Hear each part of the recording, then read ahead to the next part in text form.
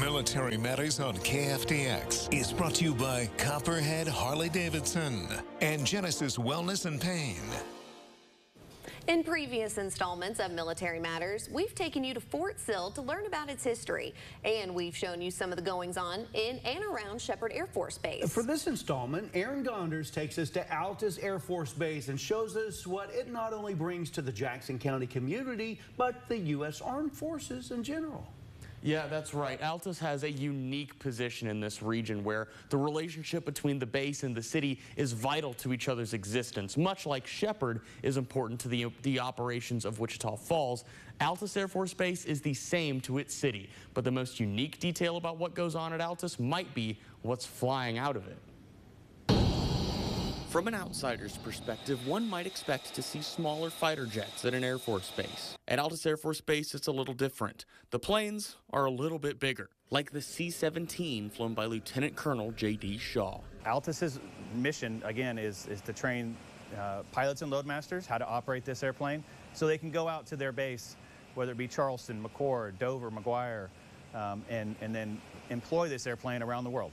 Altus Air Force Base specializes in air mobility. All three planes, the KC-135, KC-46, and C-17, accomplish this through their unique missions. The C-17 is specialized for cargo delivery. We're more concerned with the cargo compartment as far as loading cargo, and you have to be prepared, and that could be a tank, and it could be a pallet, it could be something quite easy. It could be humanitarian aid, it could be things that take a little more concentration as far as restraint. Another aspect of air mobility is making sure planes can get from point A to point B, no matter how far the trip. Lieutenant Colonel Broderick Lockett trains crews to do mid-air refueling in the KC-135.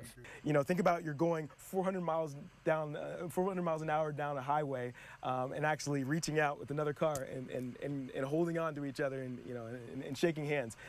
That's what we do, except at 26,000 feet, going about up to 600 miles an hour. Not all air refueling looks the same. Altus Air Force Base also has one of the more advanced aircraft made for mid-air refueling in the KC-46 Pegasus, which can both give and receive fuel. Instead of having to fly all the way back to our base, get gas again, we can find another tanker that has already taken off from that base, take that fuel in the air so that it extends that range even closer. So the net result is we get our receivers closer to the fight, making them more effective in combat. At the center of it all for the base is the relationship it has with the city of Altus. Lieutenant Colonel Shaw says he's been more involved with the community at Altus than at any other base he's been with.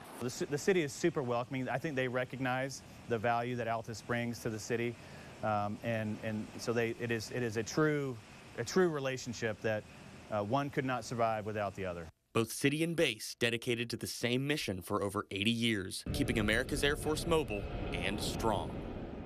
And if you're ever driving up around Altus and see these massive planes flying around the sky, now you know where they came from and why they do what they do. And the roles of the C-17, KC-135, and the KC-46 all hold such vital importance to not only the Air Force, but other branches as well, and all of it playing a part in good old-fashioned air superiority. I love it. Great. I loved learning about it, too.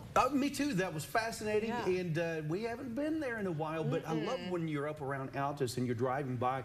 These huge planes are taking off, and it just looks like they're crawling. They're going so slow because they're so massive. Yeah.